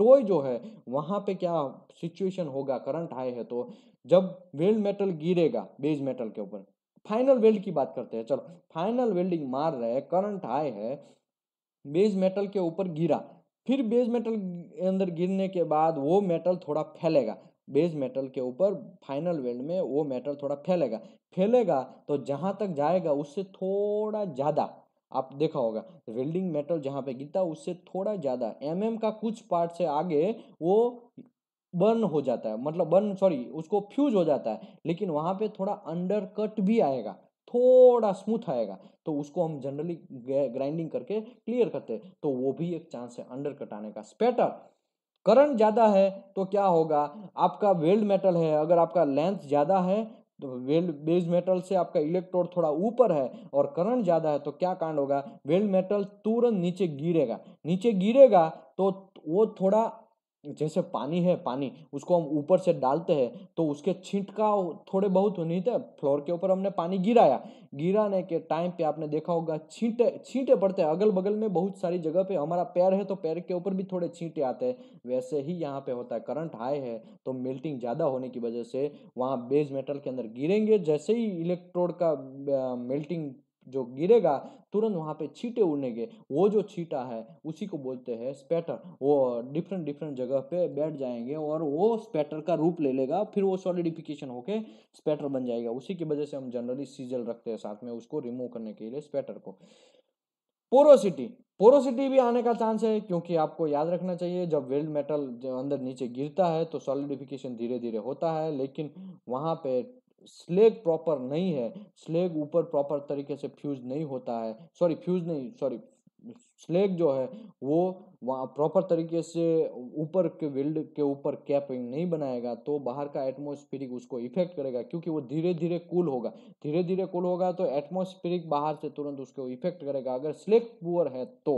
ठीक है, तब पोरोसिटी आने का चांस है। डिप क्रैटर, डिप क्रैटर तो इलेक्ट करंट आपका ज्यादा है तो डीप क्रैटर भी आएगा, स्टार्ट पॉइंट और एंड पॉइंट में क्रैटर आने का चांस सबसे ज्यादा है अगर करंट हाई है तो। ठीक है, ये आपको याद रखना है, ऑलरेडी क्रैटर के बारे में मैं चैप्टर नंबर 3 में समझाया है ज्यादातर। और 10 से 15 मिनट तक खाली क्रैटर के ऊपर डिस्कस किया है, कैसे आता है वेल्ड मेटल के ऊपर, क्या वेल्डर कांड कर देता है, वेल्डर का एंगल कैसे रहता है, टेस्ट पोजीशन कैसे रहता है, उसी की वजह से कहाँ पे आता है, वो सब चीज़ के बारे में क्रैटर में डिस्कस किया है चैप्टर नंबर 3 में। इलेक्ट्रोड डैमेज होने का चांस भी है ड्यू टू ओवरहीट। कभी कभी आपने देखा होगा करंट ज़्यादा रहता है और या आप डीसी पॉजिटिव में से, देखो एसएमए डीसी पॉजिटिव में मोस्टली डाला जाता है, डीसी नेगेटिव में आप डालेंगे तो करंट ज़्यादा होगा, अदरवाइज ओवरहीट होगा तो पूरा का पूरा इलेक्ट्रोड का स्लेग निकल जाएगा। आपने देखा होगा बहुत सारा वेल्डर जो है ऐसा ध्यान रख, जो लोग वेल्डिंग इंस्पेक्टर है, जो लोग क्वालिटी इंस्पेक्टर है, वो लोग जब वेल्डिंग देखते हैं कभी कभी पूरा का पूरा इलेक्ट्रोड पूरा रेड कलर का हो जाता है, उसी को बोलते हैं इलेक्ट्रोड ओवरहीट हो जाना। तो उसका रीजन क्या है, तो या तो उसने डीसी नेगेटिव में डाल दिया है, उसका इलेक्ट्रोड एसएमडब्ल्यू की मैं बात कर रहा हूँ, एसएमडब्ल्यू में डीसी नेगेटिव में डाल दिया गया अगर रहेगा तो भी ओवरहीट होने का चांस है। अगर करंट बहुत ज़्यादा है, 2.5 का इलेक्ट्रोड हो, आप 350 से 400 करंट लेंगे तो पूरा का पूरा इलेक्ट्रोड रेड हो ही जाएगा और अगल बगल से फ्लक्स पूरा निकल के नीचे गिर जाएगा। वो तो फंडा सिंपल है, यहाँ पे मुझे ज़्यादा समझाने की बात नहीं है। High deposition making the potential building difficulty, positional welding difficulty, sorry, high deposition positional welding difficulty. Positional welding difficulty का मतलब क्या है कि जब आपका डिपोजिशन हाई रहता है, ओवरहेड पोजीशन में डिपोजिशन हाई है, चलो ओवरहेड पोजीशन आप मार रहे हैं 4G पोजीशन, उसमें डिपोजिशन हाई है और करंट उस टाइम पे हाई रहेगा, क्योंकि करंट हाई होता है तभी डिपोजिशन हाई होता है। करंट हाई है, डिपोजिशन हाई है, तो वो वेल्ड मेटल है वो पूरा नीचे गिरेगा, आपके माथे के ऊपर गिरेगा, हेलमेट के ऊपर गिरेगा या जमीन फ्लोर पे गिरेगा, तो वो भी एक वेल्डिंग का पोजीशन की वजह से भी वेल्डिंग मारना थोड़ा डिफिकल्ट बन जाता है। तो इसका मतलब क्या है कि हमको ज़्यादा करंट भी नहीं यूज़ करना चाहिए, कम करंट भी नहीं यूज़ करना चाहिए। एज पर WPS जहाँ पे लिखा है, WPS में लिखा है वो प्रूव हुआ है, WPS इज द प्रूवन चीज़ है, तो WPS में जो लिखा है वैसा ही आपको करंट यूज़ करना चाहिए।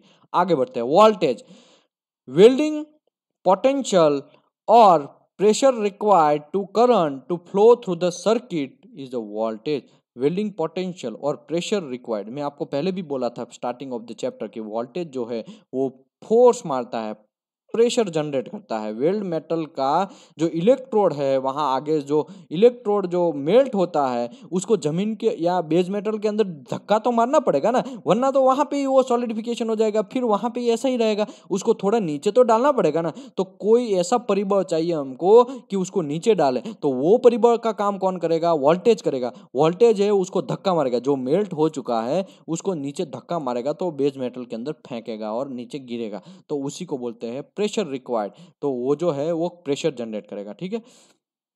For MMA welding the voltage required to initial arc is OCV। देखो स्टार्टिंग ऑफ द आर्क जो है वो OCV ओपन सर्किट वोल्टेज के हिसाब से होता है। देखो OCV में ऑलरेडी समझाया है कि भी सेफ्टी के लिए होता है। वेल्डिंग मशीन जब बंद है तब क्या होगा, आर्क जब इनिशियल होगा स्टार्ट होगा तब OCV से ट्रांसफर होगा 20 से 22 या 20 से 25 या 20 से 28 का वोल्ट हो जाएगा। पहले क्या है कितना रहेगा, 50 से 19 का OCV रहेगा। यहाँ पे देखिए क्लियर लिखा है सेफ्टी रीजन, ठीक है, यहाँ पे बात ही कर दे, safety reason of OCV should not exceed 100 volt and usually between 50 to 90 volt. 50 से 90 वोल्ट से ज़्यादा अगर आपका वोल्ट है तब आपको शॉक लगने का चांस है। कभी कभी वेल्डर आपको कंप्लेंट करता है, वही रीज़न की वजह से कंप्लेंट करता है, सर मुझे ये वेल्डिंग मशीन में अर्थिंग आता है। तो अर्थिंग का मतलब क्या है, अर्थिंग का मतलब ये है कि उसमें OCV वोल्टेज का कांड हो चुका है, उस OCV वोल्टेज को रिपेयर करना पड़ेगा। वो सर्किट वहाँ पे कांड हो गया है, उसको मेंटेनेंस में डालना पड़ेगा, रिपेयर करवाने के लिए उसको भेजना पड़ेगा, भाई जाओ इसको रिपेयर करके आओ, वरना कोई शॉक लगेगा तो 16 आदमी के ऊपर इफेक्ट पड़ेगा। तो वेल्डर जब कंप्लेंट करता है तो हमको सीरियस से लेना चाहिए। बहुत सारे लोग चलता है यार तो जाने दे यार, क्या है यार ये क्या है, चलो जाने दो, काम करो स्टार्ट करो, ऐसा नहीं चलेगा। आपको उसको सीरियसनेस लेना पड़ेगा। बहुत सारे लोगों का जिंदगी उसके ऊपर है, वो वेल्डर एक्सपायर हो गया तो वो is responsible, welding inspector is responsible. तो आपको वो वेल्डिंग मशीन को तुरंत डिस्कार्ड करना है, तुरंत उसको रिपेयर में डालना है, दूसरा वेल्डिंग मशीन यूज करवाना है। तो OCV value is the most important part, ठीक है।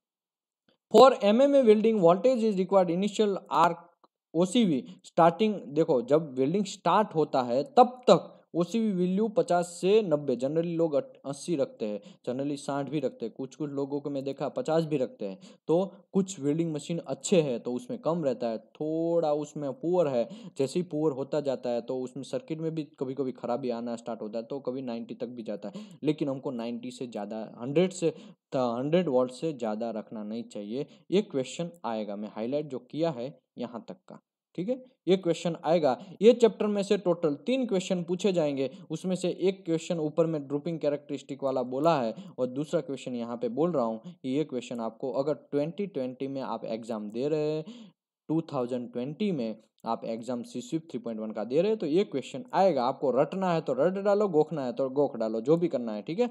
आप कोई भी पेपर देंगे उसमें ये क्वेश्चन घुमा फिरा के अलग अलग तरीके से 4 से 5 पेपर में पूछे जाएंगे। Okay, which is the voltage, OCV value से स्टार्ट होगा हमारा आर्क, और जैसे ही आर्क स्टार्ट होगा तुरंत हमारा वोल्टेज 20 से लेके 40 तक हो जाएगा, ठीक है। Which is the voltage measure between the output terminal of the power source when no current is flowing through the welding circuit, जब करंट फ्लो सर्किट से नहीं होगा, जब आर्क स्टार्ट नहीं होगा, तब ओसीवी जनरेट होता है, उसी को बोलते हैं इनिशियल आर्क। जब होता है तब ओसीवी के कंडीशन में रहेगा, अभी तक वो आर्क जनरेट नहीं हुआ है। जैसे ही आर्क जनरेट होगा तुरंत ही वो वोल्टेज कहाँ तक आ जाएगा, arc voltage is the voltage required maintain the arc during welding, it usually 20 से 40 तक हो जाएगा ऑटोमेटिकली। हमने ऑलरेडी सेट किया ही है, 22 25 ऐसा सेट करते ही है तो वो ऑटोमेटिकली इतना हो जाएगा, ठीक है, स्टार्टिंग ऑफ आर्क से। Arc voltage is foundation of the arc length, ठीक है, वो तो आर्क लेंथ के ऊपर ही डिपेंड है वो। देखो, आर्क वोल्टेज आपके माइंड में आता है तो आपको एक ही याद रखना है, आर्क लेंथ ही आपके माइंड में आना चाहिए। आर्क लेंथ, आर्क लेंथ का मतलब क्या है, आपका वेल्ड जहाँ पे मारना है वो, या बेस मेटल और हमारा इलेक्ट्रोड है, वो दोनों के बीच का डिस्टेंस है, उसी को बोलते हैं आर्क लेंथ। जैसे ही आर्क लेंथ बढ़ेगा आर्क वोल्टेज बढ़ेगा, सॉरी हाँ यस, आर्क वोल्टेज बढ़ेगा, तो इसका मतलब ये हुआ कि आपको समझ लेना चाहिए वेल्डर ने थोड़ा यहाँ से हाथ ऊपर रख के वेल्डिंग मार रहा है। और अगर जैसे ही टचिंग की कंडीशन में रहेगा, बेस मेटल और इलेक्ट्रोड दोनों टच होगा, मतलब टच तो नहीं होगा, टच होगा तो आपका वेल्डिंग इलेक्ट्रोड चिपक जाएगा, थोड़ा ऊपर रहेगा तो मतलब थोड़ा ही डिस्टेंस रहेगा, तो उसी को उस टाइम पे आर्क वोल्टेज कम होगा, ठीक है। तो एक दूसरे के अंदर वो ध्यान रखना चाहिए, ये आर्क वोल्टेज और आर्क लेंथ दोनों सेम ही है, उसमें कोई फर्क नहीं है। With MMA welder control the arc length and therefore the arc voltage, देखो यहाँ पे क्लियर लिखा है, एमएमए वेल्डर जो है वो आर्क लेंथ अगर कंट्रोल करता है तो वोल्टेज ही ऑटोमेटिकली कंट्रोल होता है, लेकिन आर्क लेंथ प्रॉपर तरीके से कंट्रोल नहीं करेगा तब कांड होने का चांसेस है, तब बहुत सारी डिसकंटिन्यूटी आने का चांसेस। क्या क्या डिसकंटिन्यूटी आएगा मैं आपको समझाएगा। आर्क वोल्टेज कंट्रोल वेल्स पुल फ्लूडिबिलिटी, और आर्क वोल्टेज जो है वो आपका वेल्डिंग वेल्डिंग फ्लूडिबिलिटी है उसको कंट्रोल करेगा। कैसे, मैं आपको इसमें समझाएगा, आर्क लो होता है काय होता है तो उसमें समझाएगा ये सब चीज कैसे होता है। The effect of having the wrong arc voltage can be, अगर आप गलत तरीके से आर्क वोल्टेज या आर्क लेंथ का रखेंगे तब क्या होगा, arc voltage is to low, इसका मतलब क्या हुआ कि वेल्डर ने लो का मतलब क्या हुआ, आर्क वोल्टेज लो होना, इसका मतलब क्या हुआ, आपका जो वेल्ड मेटल है वो और आपका इलेक्ट्रोड है वो दोनों के बीच में डिस्टेंस जो है एकदम कम हो गया है, और वो कम हो गया है उसकी वजह से क्या होगा, पुअर पेनिट्रेशन आएगा, आर्क फोर्स प्रॉपर तरीके से जनरेट नहीं होगा, और वोल्टेज जो फोर्स है वोल्टेज ही कम होगा तो वो तुरंत वो वेल्डिंग के मेटल के ऊपर फोर्स ही कम मारेगा, तो आपका पेनिट्रेशन तो कम ही आएगा, उसमें कोई दो राय नहीं है, ठीक है। आपको ये बात क्लियर समझ में आनी चाहिए कि जब आपका लेंथ ही कम है इलेक्ट्रोड से लेके आपका वर्क पीस का, टेस्ट पीस का, स्पेसिमेन का, तो डिस्टेंस कम होने की वजह से वहाँ पे आर्क भी कम हो जाता है, सॉरी वोल्टेज भी कम हो जाता है। वोल्टेज कम हो गया तो वोल्टेज कम हो गया, वोल्टेज नियर टू कम होने की कगार में है तो वो क्या करेगा, वोल्टेज थोड़ा ही धक्का मारेगा, ज़्यादा धक्का नहीं मारेगा, तो उसी की वजह से पुअर पेनिट्रेशन होता है। इलेक्ट्रोड स्टबिंग, इलेक्ट्रोस्टबिंग मतलब इलेक्ट्रोड चिपक जाने का भी चांस है, क्योंकि डिस्टेंस कम हो गया है आपका, तो आर्क वोल्टेज भी कम हो गया, तो कभी कभी वोल्टेज फोर्स भी ना मारे तो क्या होगा, वहाँ पे ही वो मोल्टिंग जहाँ मेल्ट जहाँ पे इलेक्ट्रोड पे हुआ है वहाँ पे ही रहेगा। वो वोल्टेज तो फोर्स ही नहीं मार रहा है, क्यों? क्योंकि वो तो एकदम लो है। वोल्टेज फोर्स मारने की उसके पास कैपेसिटी ही नहीं है, उसके पास प्रेशर ही नहीं है। वो प्रेशर ही नहीं मारेगा तो क्या होगा, वहाँ पे ही चिपक जाएगा, और वहाँ पे चिपक जाएगा तो इलेक्ट्रोड चिपक जाएगा। फिर वेल्डर क्या करेगा, आगे पीछे इलेक्ट्रोड को घुमा घुमा के फिर निकालेगा। Lake of fusion defects, lake of fusion भी आने का चांस है, क्योंकि यहाँ पे करंट कम हो जाएगा। देखो करंट कैसे कम होगा, करंट नहीं, मुझे करंट नहीं बोलना चाहिए, मुझे हीट इनपुट बोलना चाहिए था। हीट इनपुट यहाँ पे कम हो जाएगा, हीट भी कम हो जाएगा। Heat input is equal to voltage into current divide by travel speed. तो हीट इनपुट कम हो जाएगा तो यहाँ पे हीटिंग कम हो गया, हीटिंग कम हो गया तो यहाँ पे टेम्परेचर कम हो गया, टेम्परेचर कम हो गया तो क्या होगा, जैसे ही वेल्ड मेटल के ऊपर गिरेगा इलेक्ट्रोड का जो मेल्टिंग मेटल है, तुरंत गिरने के बाद वहां पे ही सॉलिडिफिकेशन हो जाएगा, अगल बगल वाले को मिलाएगा ही नहीं अपने साथ में। जैसे ही नीचे गिरेगा तुरंत सॉलिडिफिकेशन हो जाएगा, ठीक है। इसी की वजह से लेक ऑफ फ्यूजन का भी चांस है। पोटेंशियल आर्क स्ट्राइक भी आने का चांस है, ये भी आपको याद रखना है। स्लेग इंक्लूजन ऑलरेडी मैं समझाया कि स्लेग इंक्लूजन कैसे इफेक्ट करता है। स्लेग इंक्लूजन क्यों आता है, तो आपके पास देखो फोर्स नहीं है, वोल्टेज कम है तो हीट इनपुट कम है, हीट इनपुट कम है तो मेल्टिंग जो होता है वो बहुत कम मात्रा में मेल्टिंग होता है। और अगर मेल्टिंग होता भी है इलेक्ट्रॉन में, तुरंत वेल्ड मेटल के अंदर गिरेगा तो जहां पे गिरता है वहां पे ही सॉलिडिफिकेशन हो जाएगा, तो उसके साथ स्लेग भी सॉलिडिफिकेशन हो जाएगा, स्लेग को ऊपर बाहर आने का टाइम नहीं मिलेगा, उसी की वजह से वहां पे स्लेग इंक्लूजन आने का भी चांस है। अनस्टेबल आर्क कंडीशन, अगर यहाँ पे आर्क ही प्रॉपर तरीके से वोल्टेज प्रॉपर नहीं है तो आर्क जो जनरेट प्रॉपर होगा ही नहीं। वो तो सभी को पता चलेगा कि भाई जब वेल्डर है वो इलेक्ट्रोड को वेल्ड मेटल के साथ टच कर देगा तो आर्क ही अनस्टेबल थोड़ा जलेगा, अगर थोड़ा ऊपर करेगा तो फिर आर्क स्टार्ट होगा, लेकिन तुरंत वो कम कर देगा डिस्टेंस या टच कर देगा तो फिर बंद हो जाएगा, फिर वो थोड़ा बाहर निकालेगा इलेक्ट्रोड को तो फिर स्टार्ट होगा, तो आर्क अनस्टेबल हो जाएगा, प्रॉपर तरीके से जल ही नहीं पाएगा आर्क। अगर डिस्टेंस प्रॉपर तरीके से मेंटेन करते हैं 2 से 8 mm का, तो प्रॉपर तरीके से अच्छा सब सब चकाचक आर्क जनरेट होगा। लेकिन यहाँ पे हम डिस्टेंस ही कम रखते हैं, उसी की वजह से वोल्टेज भी कम हो जाता है, वोल्टेज भी कम हो गया, इसका मतलब यहाँ पे अनस्टेबल आर्क होगा। इरेग्युलर वेट बीट शेप, जहाँ पे गिरेगा वेल्ड मेटल वहाँ पे ही सॉलिडिफिकेशन हो जाएगा, क्योंकि उसके पास टेम्परेचर ही नहीं है, खुद ही मेल्ट होने का कोई चांस ही नहीं है, क्योंकि मेल्ट जितना होता है उतना ही उसी के पास पावर है। नीचे गिरेगा तो वो खुद का ही पावर के हिसाब से वो खुद ही अपना अपना सॉलिडिफिकेशन हो जाएगा, अगल बगल वाले को किसी को लेगा ही नहीं, क्योंकि उसके पास हीटिंग ही नहीं है। वो खुद हीटिंग ज़्यादा होगा तब वो दूसरे को खींचेगा और सॉलिडिफिकेशन होगा, लेकिन जैसे ही गिरेगा, कभी कभी तो मैं देखा है इलेक्ट्रोड ऐसे, देखो यहाँ पे भले ही हम SMA की बात करते हैं, लेकिन FCAW में मैं देखा है कि जैसे ही वेल्ड मेटल नीचे गिरता है, गिरता भी नहीं है, बीच में ही सॉलिडिफिकेशन होता है, फिर बेस मेटल के ऊपर गिरता है, फिर हम उसको सीजर मारते हैं तुरंत निकल जाता है, तो ऐसा भी होता है, तो वो भी चांस है। इसके लिए यहाँ पे लिखा इरेगुलर वेल्ड बिल्ड शेप, तो जो प्रॉपर तरीके से हमारा बीड ही नहीं होगा, प्रॉपर तरीके से वेल्डिंग ही नहीं फैलेगा, सॉलिडिफिकेशन जहाँ पे गिरता है वहाँ पे ही सॉलिडिफिकेशन हो जाएगा, तब हमारा वेल्डिंग प्रॉपर नहीं आएगा, बीड जो है उसका प्रॉपर तरीके से एकदम लाइन में होना चाहिए वो नहीं आएगा, ठीक है। Arc voltage is too high, अगर आर्क वोल्टेज हाई होता है, इसका मतलब क्या हुआ, आर्क वोल्टेज हाई मतलब आपका टेस्ट पीस है वो और आपका वेल्डन का इलेक्ट्रोड है वो, उसका दोनों का डिस्टेंस है वो सबसे ज्यादा है। आर्क वोल्टेज ज़्यादा रहने की वजह से एक्सेसिव स्पैटर आएंगे, क्योंकि उसको डिस्टेंस बढ़ गया तो वो जैसे ही मैं बोला कि पानी ऊपर से हम एक ग्लास में से पानी फ्लोर के ऊपर डालते हैं, थोड़ा डिस्टेंस ज़्यादा रखते हैं तो ज़्यादा छींट के उड़ेंगे, डिस्टेंस थोड़ा कम रखेंगे तो कम छींटे उड़ेंगे, तो यहाँ पे ऐसे ही होता है, यहाँ पे डिस्टेंस ज़्यादा हो गया है, इसकी वजह से आर्क वोल्टेज भी हाई हो गया है। आर्क वोल्टेज हाई हो जाने की वजह से एक्सेस स्पैटर भी आएगा, स्पोरोसिटी भी आएगा, आर्क वेंडर भी आएगा, इरेग्युलर वेल्ड बीडशिप भी आएगा, स्लेग इंक्लूजन भी आएगा, fluid weld pool making a potential welding भी थोड़ा डिफिकल्ट हो जाएगा। तो आपको ये सब चीज़ याद रखना है। आगे बढ़ते हैं। यहाँ पे देखिए आर्क वोल्टेज का वोल्टेज का ओसीवी वैल्यू 100 वोल्ट है। यहाँ पे वेल्डिंग एम्परेचर है। नॉर्मल आर्क लेंथ जो है वो नॉर्मल होना चाहिए, लेकिन कभी कभी हाई होता है तब भी प्रॉब्लम है, कम होता है करंट भी कम होता है तब भी प्रॉब्लम है, करंट ज़्यादा होता है तब भी प्रॉब्लम है। इसके लिए नॉर्मल आर्क लेंथ यहाँ लिखा है वही होना चाहिए, एकदम दोनों के बीच वाला वेल्डिंग रहेगा तो अच्छा वेल्डिंग आएगा, अच्छा चांसेस है वेल्डिंग आने का।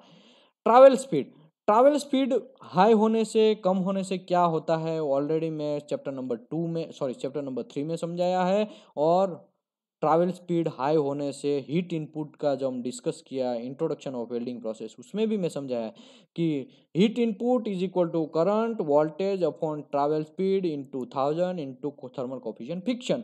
तो ट्रैवल स्पीड है वो डिवाइडेशन में है। अगर ट्रैवल स्पीड हाई होता है तब भी प्रॉब्लम है, ट्रैवल स्पीड कम होता है तब भी प्रॉब्लम है। मैं आपको थोड़ा जल्दी से बोल देता हूँ। Travel speed is the rate of the weld progression.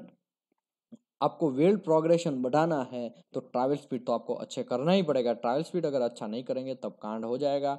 आपको प्रॉपर तरीके से आपको प्रोडक्टिविटी भी नहीं मिलेगा, प्रॉपर तरीके से वेल्डिंग भी नहीं आएगा। ट्रैवल स्पीड तो होना ही चाहिए। Okay, the third factor of affect the heat input and देखो third factor of effect in heat input का ये तीसरा ऐसा फैक्टर है। करंट वोल्टेज तो दो फैक्टर है ही, और तीसरा हीट इनपुट का एक फैक्टर है डिवाइड बाय ट्रैवल स्पीड है। तो ये भी हमारा फैक्टर अफेक्टेड है हीट इनपुट में। देयरफॉर द मेटलर्जिकली मैकेनिकल कंडीशन में भी ये इफेक्ट करता है। The potential defect associate incorrect welding speed when the using the MMA welding process. Welding process अगर इनकरेक्ट होता है तब क्या क्या कांड होता है, क्या क्या डिफेक्ट आता है, वो नीचे हम डिस्कस करेंगे। ट्रैवल स्पीड अगर फास्ट है, ट्रैवल स्पीड फास्ट है, नैरो थिन वेल्ड बीड मतलब एकदम ट्रैवल स्पीड एकदम फास्ट है तो पतला सा आपका वेल्डिंग का लाइन आएगा, पतला लाइन आएगा। क्योंकि आप वीविंग ही नहीं कर रहे हैं तो पतला लाइन आने का चांसेस ही है, और आएगा ही आएगा, उसमें तो कोई कॉम्प्रोमाइज नहीं है। फास्ट कूलिंग, देखो अगर ट्रैवल स्पीड आपका फास्ट है तो जो आपका नैरो थिन वेल बीड आएगा तो वो सॉलिडिफिकेशन भी ज्यादा होगा, क्योंकि उस वो जो वो मेल्ट होगा वो कम मेल्ट होगा, ज़्यादा तो मेल्ट हो जैसे ही मेटल के ऊपर गिरेगा वो तुरंत सॉलिडिफिकेशन हो जाएगा। तुरंत सॉलिडिफिकेशन हो जाएगा तो फास्ट कूलिंग रेट का भी इफेक्ट करेगा, जल्दी से कूलिंग हो जाएगा। स्लैग इंक्लूजन भी आने का चांस है, क्योंकि मैं पहले भी आपको बोला कि भाई करंट हाई होता है तो क्या होता है, वोल्टेज कम होता है तो क्या होता है, कि भाई हमारा हीट इनपुट जो है सभी का मैं बारे में बात करता हूँ तो लास्ट में तो मैं हीट इनपुट का ही बात करेगा, क्योंकि heat input is the material science and metallurgy का एक पार्ट है। यहाँ पे भी लिखा है देखिए मेटलर्जी एंड मैकेनिकल कंडीशन का है, ठीक है। तो हीट इनपुट अगर मेटलर्जिकली आप देखा जाए तो जैसे ही वो वेल्ड मेटल के अंदर गिरता है वहां पे हीट इनपुट कम है, क्योंकि ट्रैवल स्पीड हाई, इसका मतलब upon heat input is equal to current voltage divide by travel speed वाला है। तो ट्रैवल स्पीड अगर ज़्यादा होता है तो वो पूरा रेशियो है वो स्मॉल बनेगा तो हीट इनपुट कम होगा। हीट इनपुट कम होगा तो फिर हमारा वेल्ड का मेल्टिंग है वो जैसे ही गिरेगा तुरंत सॉलिडिफिकेशन हो जाएगा, तो स्लेग को बाहर निकलने का टाइम ही नहीं देगा वो, तो वहां पे स्लेग इंक्लूजन आने का चांस है। अंडरकट भी बोला ऑलरेडी ऊपर में डिस्कस किया वैसा ही है। पुअर फ्यूजन एंड पेनेट्रेशन भी आने का चांस है, क्योंकि पूरा डेप्थ तक घुसेगा ही नहीं वेल्ड मेटल के अंदर, तो वो भी एक मसला है। ट्रैवल स्पीड टू हाई, अगर ट्रैवल स्पीड हाई है तो हीट इनपुट क्या होगा, हाई ट्रैवल स्पीड होगा तो हीट इनपुट लो होगा। Heat input okay, travel speed fast होगा तो हीट इनपुट हाई होगा, ठीक है। यहाँ पे मैं थोड़ा गड़बड़ कर दिया है, नैरो फास्ट कूलिंग में थोड़ा समझाया है, लेकिन वो मेरा कहने का मतलब ट्रैवल स्पीड फास्ट के बारे में था। अभी ट्रैवल स्पीड स्लो है तो स्लो ट्रैवल स्पीड तो heat input is equal to current voltage divide by travel speed. Travel speed slow है तो हीट इनपुट बढ़ा गया, हीट इनपुट बढ़ गया तो कोल्ड लैप आने का भी चांस है। एक्सेस वेल्ड डिपोजिशन भी, वेल्ड डिपोजिशन ज़्यादा हो क्योंकि हीट इनपुट हाई है तो वेल्ड मेटल ज़्यादा अंदर डीप तक जाएगा, एकदम डीप तक जाएगा तो एक्सेस वेल्ड डिपोजिशन भी होगा, रूट पेनेट्रेशन भी ज़्यादा आने का चांस है, और इरेग्युलर बीड शेप और अंडरकट भी आने का चांस है। पोलैरिटी, देखो तीन टाइप के पोलैरिटी है, डीसी पॉजिटिव, डीसी नेगेटिव और एसी, ठीक है। तो मैं आपको एक चीज बोल देता हूं, polarity is the determine the distribution of the heat energy at the welding arc. देखो polarity is the most important part of heat input. Arc energy के ऊपर पोलैरिटी बहुत ज़्यादा इफेक्ट करता है। आप याद रखिए GTAW ही एक ऐसा वेल्डिंग है जिसको DC नेगेटिव में डाल दिया जाता है, बाकी सभी चीज़ को DC पॉजिटिव में डालते हैं, ठीक है। हम जनरल यूज़ करते हैं उसी की मैं बात कर रहा हूँ, बाकी किसी का नहीं। जनरल कौन कौन से यूज़ करते हैं? MMAW मतलब SMAW, FCAW, GTAW, MIG MAG welding और SAW, ये पांचों की ही मैं बात कर रहा हूँ, ठीक है। ज़्यादा मैं और किसी की बात नहीं कर रहा हूँ। लेकिन यहाँ पे GTAW एक ही ऐसा अपवाद है जिसको DC नेगेटिव में डाला जाता है, बाकी सबको DC पॉजिटिव में डाला जाता है। तो DC पॉजिटिव में अगर वेल्ड इलेक्ट्रोड को डालेंगे तो सॉरी, ये हमारा इलेक्ट्रोड जो है उसका जो टॉर्च है उसको DC पॉजिटिव में डालेंगे तो क्या कांड होगा मैं आपको बोल रहा हूँ। When the electrode is an positive pole में डालेंगे तब वेल्डिंग सर्किट क्लियर होगा और वर्क पीस जो है become a negative pole. Work piece जो है उसको मतलब अर्थिंग केबल जो है वो नेगेटिव में डालना पड़ेगा, क्योंकि हमारा जो इलेक्ट्रोड जो है उसको हमने DC पॉजिटिव में डाला है, तो फिर बाकी बचा DC नेगेटिव, तो वो हमारा वर्क पीस है, अर्थिंग केबल है, वो DC नेगेटिव में डालना पड़ेगा। इलेक्ट्रॉन फ्लो कब कहाँ पे से कहाँ होगा? Electron flow direction is the from the work piece to electrode. Work piece से इलेक्ट्रोड के ऊपर जाएगा, वर्क पीस से इलेक्ट्रोड के ऊपर जाएगा तो इलेक्ट्रोड में 30% एनर्जी प्रोड्यूस होगा और वर्क पीस में से इलेक्ट्रॉन जा रहा है तो एनर्जी छोड़ रहा है, तो एनर्जी छोड़ने की वजह से वहां पे 70% हीट प्रोड्यूस होगा। उसी की वजह से यहाँ पे आपको याद रखना है, ये तीसरा क्वेश्चन है आपका, ठीक है। ये जो मैं हाईलाइट कर रहा हूँ वो आपका तीसरा क्वेश्चन है, ये आपको याद ही रखना है। कैसे याद रखना है वो आपके ऊपर डिपेंड है। जिसको ये नहीं आएगा उसको ये आएगा। मैं हाईलाइट दूसरा कर रहा हूँ वो आएगा, ठीक है। ये है या फिर आपका ये है, दोनों में से कोई एक क्वेश्चन एक पेपर में आएगा। ये नहीं आएगा उसको ये आएगा, ये नहीं आएगा उसको ये आएगा। ये मेरा तीसरा क्वेश्चन ये पेपर का हो गया।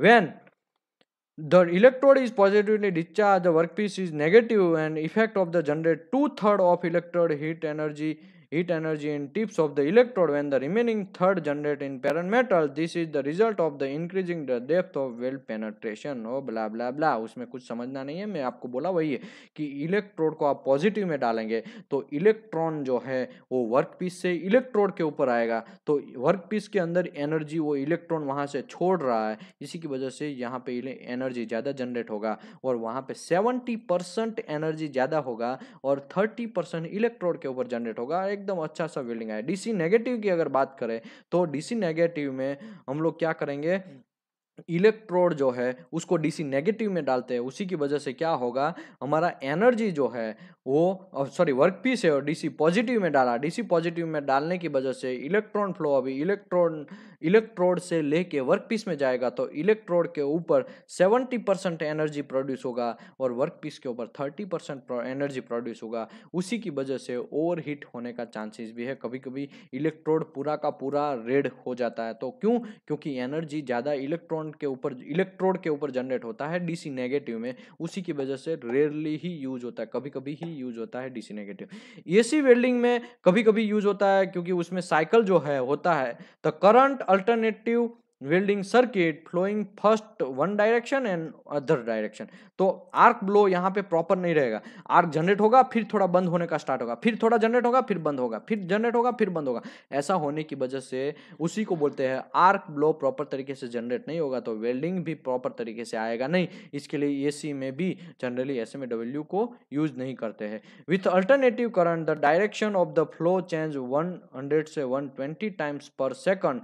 ये क्वेश्चन भले ही नहीं आया लेकिन आपको ये क्वेश्चन में प्रैक्टिस में तो ये क्वेश्चन आएगा, जब प्रैक्टिस करवाएंगे, जब TWI खुद ट्रेनिंग लेगा उसमें ये क्वेश्चन आपको पूछेंगे, ट्रेनिंग में पूछेंगे, ठीक है। पेपर में मैं नहीं बोल रहा हूँ आएगा, लेकिन ये ट्रेनिंग में ये क्वेश्चन आपको पूछा जाएगा कि कितने टाइम्स पर सेकंड में डायरेक्शन चेंज होता है। तो 100 से 120 टाइम्स पर सेकंड चेंज होता है और उसका साइकिल 50 से 60 सेकंड पर सेकंड होता है और alternative current flow in 2 direction, ठीक है। मैं आपको बोल रहा हूँ आपको इतना ही याद रखना है, ये जो हाईलाइट किया उतना, ठीक है। Therefore, the distribution of heat energy is arc equal 50-50। यहाँ पे AC में डालते हैं तो 50-50, इलेक्ट्रॉन में भी 50, वर्क पीस में भी 50-50 ऐसा जनरेट होता है। Types of consumable electrode. There are 3 types of electrode consumable: rutile electrode, basic electrode and हमारा cellulose electrode. जो cellulose electrode है वो हाई हाइड्रोजन इलेक्ट्रोड उसको बोला जाता है और उसमें पेनिट्रेशन अच्छा आता है, स्टेबिलिटी भी वर्टिकल डाउन पोजीशन में अच्छा है और रीजनेबली गुड मैकेनिकल प्रॉपर्टी उसका भी अच्छा है। हीट अफेक्टेड जोन में क्रैकिंग का रिस्क थोड़ा ज़्यादा रहता है, वो भी एक थोड़ा मसला है। तो आपको ये वेल्डिंग जब मारते हैं उसके बारे में आपको ध्यान रखना है। सेल्यूलोज के बारे में ऑलरेडी मैं सेल्यूलोज, बेसिक और रूटाइल के बारे में बेसिक एक चैप्टर किया है, basic requirement of inspection engineer ऐसा करके मैं एक चैप्टर लिया था। बहुत लंबा चौड़ा चैप्टर तो नहीं है वो, पूरा बेसिक रिक्वायरमेंट टीपीआई को क्या क्या मिनिमम पता होना चाहिए, वेल्डिंग इंस्पेक्टर को, क्वालिटी इंस्पेक्टर को, ऑलरेडी 1-2 घंटे का सेशन किया है। वो आप वीडियो देखेंगे तो आपको ज़्यादा रूटाइल इलेक्ट्रोड क्या होता है, बेसिक इलेक्ट्रोड क्या होता है, उसमें क्या क्या चीज़ होता है, वो सब चीज़ के बारे में समझ में आपको ज़्यादा डेप्थ में आएगा। रूटाइल इलेक्ट्रोड की मैं थोड़ा बात कर लेता हूँ। Moderate and weld metal mechanical property, मतलब एवरेज है, ठीक है। वेल्ड मेटल प्रॉपर्टी भी ठीक ठाक है। Good bead profile and produce the through the viscous slag. यहाँ पे स्लेग थोड़ा विस्कस प्रोड्यूस होता है और निकालने में भी हमको इजी है, कोई प्रॉब्लम नहीं है। और position welding possible in fluid slag, लेकिन यहाँ पे थोड़ा पोजीशन का थोड़ा पॉसिबल प्रॉब्लम है क्योंकि ओवरहेड पोजीशन में रूटाइल इलेक्ट्रोड मारना थोड़ा मुश्किल है, ठीक है। तो आपको ये भी देखना है कि भाई सब इलेक्ट्रोड, सभी बेसिक इलेक्ट्रोड है वो ही सभी पोजीशन में मार दिया जाता है, लेकिन सेल्यूलोज भी कभी भी मारा जाता है सभी पोजीशन में, लेकिन रूटाइल इलेक्ट्रोड को सभी पोजीशन में मारना मुश्किल है। Easy removal slag, slag easily हम रिमूव कर सकते हैं। और इसमें क्या होता है, rutile electrode contain the high proportion of titanium oxide, and titanium oxide promote the easy arc ignition और smooth arc operation, lower spatter। इसमें स्पेटर भी कम है और टिटेनियम ऑक्साइड की वजह से यहाँ पे आर्क इग्निशन प्रॉपर तरीके से एकदम शानदार 5 स्टार होता है, ठीक है। तो आपको ये भी याद रखना है। यहाँ पे बेसिक इलेक्ट्रोड है उसको फ्रीजिंग करना पड़ता है, सॉरी फ्रीजिंग की वजह से वहाँ पे कांड हो जाता है, इसमें इलेक्ट्रोड हाइड्रोजन घुस जाता है इलेक्ट्रोड के अंदर, लो हाइड्रोजन इलेक्ट्रोड है, उसी की वजह से इसके लिए इसको बेकिंग भी करने का रिक्वायरमेंट रहता है। रूटाइल को इतना बहुत सारा जरूरत नहीं है, सेल्यूलोज को थोड़ा जरूरत है, लेकिन बेसिक इलेक्ट्रोड को तो सबसे ज्यादा हाइड्रोजन का ही प्रॉब्लम रहता है, हाइड्रोजन क्रैक आने का चांस है, पोरोसिटी सबसे ज्यादा आने का चांस बेसिक इलेक्ट्रोड में है। इसी की वजह से आपको ये याद रखना चाहिए, उसको बेकिंग करना पड़ता है, हाइड्रोजन को निकालना पड़ता है, वो भी एक मसला है। और उसको लो हाइड्रोजन वेल्ड मेटल में जनरली यूज होता है। और required high welding constant speed, current and speed, high welding current and speed रखना पड़ता है, वो भी आपको है। और स्लेग रिमूवल थोड़ा डिफिकल्ट है, वो भी आपको पता है कि भाई स्लेग रिमूवल अगर प्रॉपर तरीके से नहीं करते हैं तो SMA वेल्डिंग में जनरली हम बेसिक इलेक्ट्रोड 70S, 7018, 8018, 9018, 9015, बहुत सारे अलग अलग टाइप के इलेक्ट्रोड है, 316, 316L, 316H, तो वो इलेक्ट्रोड में स्लेग जब हम निकालते हैं तो थोड़ा ग्राइंडिंग मारने का दिक्कत है। और रूटाइल में ऐसा नहीं है, खाली सीजल मारो तुरंत सब निकल जाएगा, लेकिन बेसिक में सीजल मारेंगे तभी भी कभी कभी नहीं निकलता है, तो ग्राइंडिंग भी डेप्थ में करना पड़ता है। स्लेग इंक्लूजन सबसे ज्यादा आने का चांस बेसिक इलेक्ट्रोड में है और हाइड्रोजन क्रैक सबसे ज्यादा चांस है सेल्यूलोजिक इलेक्ट्रोड में। तो थैंक यू वेरी मच, मैं आशा करता हूँ आपको ये चैप्टर समझ में पर क्लियर तरह से आएगा। सॉरी ये थोड़ा ये टिपिकल वेल्डिंग इम्परफेक्शन में नहीं करवाएगा क्योंकि ऑलरेडी मैं एक एक चीज के बारे में बहुत लेंथ में सेशन लिए हैं, ऑलरेडी मैं समझाया चैप्टर नंबर 3 में, तो इसका मैं नहीं करवाएगा। पैरामीटर ये सबको पता ही है, parameter, open circuit voltage, duty cycle, ये सब चीज़। ये इसका डिसएडवांटेज ये है कि इसमें हाई स्किल वेल्डर चाहिए और arc high skill factor required, high skill welder आपको चाहिए और आर्क स्ट्राइक और स्लेग इंक्लूजन आने का चांस सबसे ज़्यादा है, लो ऑपरेटिंग फैक्टर है, high level of generate fumes है और हाइड्रोजन कंट्रोल करना थोड़ा मुश्किल है, उसी की वजह से हम बेकिंग करना बहुत जरूरी बन जाता है। ये कंपनी क्या, सॉरी कोड क्या बोलता है, code generally ASME section 2C already line by line हमने पूरा हिंदी ही कन्वर्ट कर दिया, उसमें पूरा समझाया है कि भाई जब 7018 का इलेक्ट्रोड है तो कोड ऐसा बोलता है बेकिंग करना बहुत जरूरी है। बेकिंग है 260 to 460 425 ऐसा करके 260 से 425 टेम्परेचर तक हमको बेकिंग करना चाहिए 1 से 2 आवर तक। फिर उसको होल्डिंग ओवन में हमको 30 डिग्री से 150 डिग्री तक रखना चाहिए।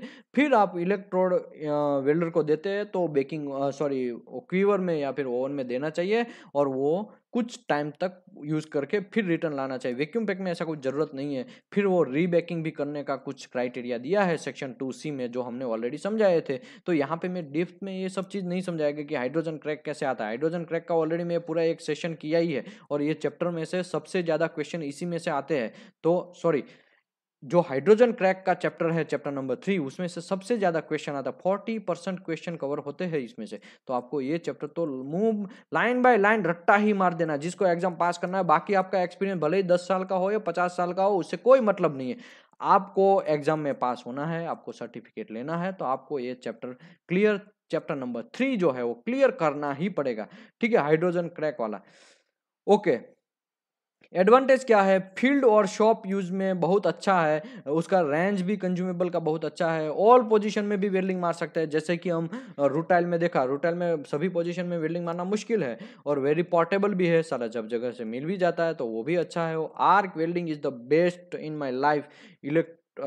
हमारा वेल्डिंग जो है वो, और उसमें हाई स्किल थोड़ा वेल्डर चाहिए, वो एक अलग मैटर है, लेकिन आर्क वेल्डिंग जहाँ पे भी जैसा भी पोजीशन हो वहाँ पे वेल्डिंग मार देता है और एकदम कॉस्ट भी उसका कम है। तो ये भी सबसे अच्छी बात है। तो आपको वेल्डिंग अच्छी तरह से ये समझना चाहिए। Thank you very much. मैं आशा करता हूँ आपको ये पूरी तरह से अच्छी तरीके से ये चैप्टर समझ में आया होगा। और सी स्विफ्ट के हमने बहुत सारे लेक्चर किए हैं, जिसको पसंद आता है वो प्लीज़ लाइक करिए एंड सब्सक्राइब करिए चैनल, ताकि हम दूसरे भी जो